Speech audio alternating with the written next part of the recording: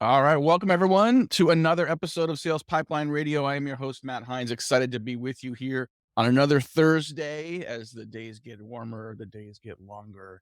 Definitely well into spring up here in the beautiful Pacific Northwest. Wherever you are watching and listening, if you're watching, listening live today to Sales Pipeline Radio, thank you so much for joining us in the middle of your workday. If you are live with us on LinkedIn, you can be part of this conversation in this call today. If you have a question or comment for our guests today, if you have a rebuttal, something interesting to say, feel free to throw that into the LinkedIn chat. We'll reference you, we'll bring you up on screen, bring your comment on screen, and try to make this as interactive as possible. If you are listening and watching on demand, thank you so much for continuing to download, to subscribe. Every episode of Sales Pipeline Radio, past, present, and future, available at salespipelineradio.com on demand download. Lots of good stuff in the archives, great speakers, great authors, great entrepreneurs. Very excited today to have joining us the founder of SmallWorld, David Rush. Dave, thanks for joining us today. Thanks, Matt. Great to be here. So I've been really excited about finally getting you on the show because I think the more tech we get, the more AI become part of the headlines, the more it just reinforces to me that machines can only go so far and that it really is the relationships we have with each other that has always been and will likely continue to be the very backbone of business. Talk a little bit about what you're building with Small World and why that's so important right now. Yeah, just what you said. Relationships matter so much in terms of creating new opportunities. The way we look at it is that sales and marketing is about timing or trust. And of course, with timing, you want your brand to be top of mind when vendor decisions are being made. Third party intent data is really important to understand if people are in market. But when we think about trust, that's an enduring thing. And it's an asset that a lot of companies don't leverage as much as they could, whether it's a personal relationship or a professional relationship. If you think about work alumni networks or people even in your community, that trust is ultimately what drives the decision. And so what we're building at Small World is the ability for companies to operationalize these warm introductions and referrals through the power of trust. And so by combining timing with trust, it kind of creates the ultimate bullseye for sales and marketing teams. This idea of trust is so important. I want to dig in on this further because there's relationships and then there's trust, and those are not equal. I said we have a lot of relationships, but just think about people that come to you and say, "Hey, could you vouch for me on this?" Or "Hey, would you recommend certain person?" You may have a relationship, but unless you're willing to stake your own relationship, put your own relationship on the line, there's got to be a real amount of trust there. So there's a Yeah. depth of relationships that isn't always evident when you look at shared connections on LinkedIn or when you look at someone's Rolodex. So understanding and getting to that real meaningful connective tissue is just so critical. And yet it's always been so elusive. That's exactly right. That's one of the reasons why we've given the connectors in our systems, the ones that are making those introductions, the ability to rate the strength of their relationship. So they can rate it from very strong to very weak. And it tells us a lot. We're able to measure the likely conversion rates when those that have very weak relationships are asked to make introductions versus those that are very strong. Obviously, the way in which those introductions might be made can vary from a quick text to a close friend to, hey, Mhm. I'm make this introduction, but I don't know them well. So I'd like a carefully crafted custom email that I can forward that will read a bit more appropriately. So we're really learning, to your point, that strength of the relationship becomes so important because it really is the connector in this transaction that becomes the most important one when warm introductions come into play. When I think about some of the rise in partner ecosystems and just ecosystem led growth organizations, you've got tools, you've got more people putting a focus on that. It seems to me a lot of what's been done to date has been around mapping accounts to each other, saying, who are the accounts you care about? Who are the accounts I care about? And an overlap of accounts is kind of like that LinkedIn first connection, right? It really doesn't tell me where the relationships are. It doesn't tell me what your history is with those companies. And your history with the company is irrelevant because it's really the building you don't have a relationship with, the people in the building you have a relationship with, right? And so finding ways to connect the people, I could almost argue that this should be part of your ideal customer profile definition. You have an overlap from a company need standpoint, but don't have a relationship. If there's a smaller deal where you have a relationship that can get that deal done faster and a higher likelihood, shouldn't that get to the core of who we're targeting in the first place? That's right. You described exactly how teams will use Small World to do account planning and prioritization and really inform who's part of that team for team based selling, right? When you think about the fastest path of connectivity into senior level decision makers, it's identifying where those relationships exist. And so although that partner overlap and an understanding of where, there's mutual interest is important.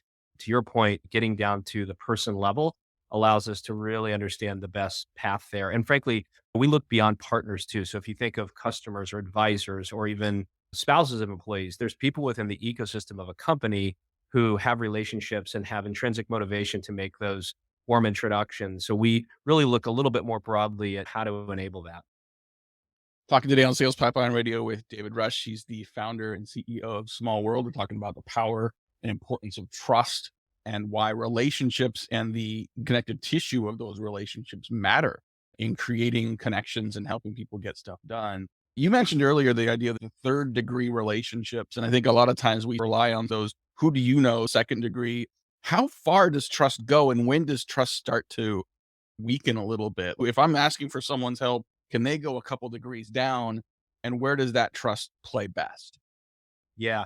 You made the point a little earlier about investing in that relationship and maintaining social capital and trust. And so those introductions that are made by the connector need to be carefully considered before they do so. But when we find the connector has established and confirmed a very strong relationship. So this is someone you've known probably for a long time. You're in communication with them, if not weekly, monthly, and there's a tremendous amount of trust built there. A lot can happen. And as an example, if you were to have a very strong relationship with your friend Christy, and Christy used to work at, let's say, Adobe, right, for 5 years. The idea is that you would be able to be a path of engagement for a salesperson into Adobe based on the strength of that relationship. Now, if we didn't know that relationship strength, it would be a little presumptuous to think that just because you're connected to her, that she would be able to open up that door. But if that's a close friend, she probably still knows some people at Adobe. And so what we're doing is peering into things like work history to identify a path of connectivity into any target prospect. The relationships we're talking about and the trust that exists, like this information isn't in a CRM, right? You may see that you know someone, you may see that you have a history with someone, but really understanding, is this someone I trust? Is this someone I'd be willing to vouch for? Is this someone I would stake my reputation on? I don't know where that exists today, but my question to you is, will technology improve to the point where we be able to use machine learning or AI somehow to be able to identify where those relationships truly exist with some small margin of error? Right now, I've been deep into small world and you go and you rank who you know and do that personal definition, I guess. Will technology help bridge the gap there? It's a tough thing because relationships are subjective. And so we've Right. taken the approach that if we can make it as easy as possible for the connector to know who to rate the relationship with. So curation of those people that you might know that are important to whoever you're making introductions for, and to make that user experience so simple that it's a click and give you control, we can assure 100% accuracy with that relationship strength to where we're actually not having to guess and use other data points to try to assume a relationship strength. It is impossible to do so. Every person will view a relationship that they have with someone else differently. And so I think you really want to combine the efficiencies of what we can do to scale and understand who knows who.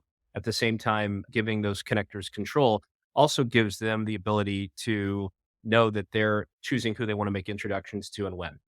Totally get that. The more you talk about the efficiency of being able to do this and the time you save, not just in finding people you can work through and with, but also eliminating the waste of people that aren't going to be valuable for you and you're not going to be valuable for them and vice versa. I've been thinking mostly about this in the context of sales and business development, partnerships.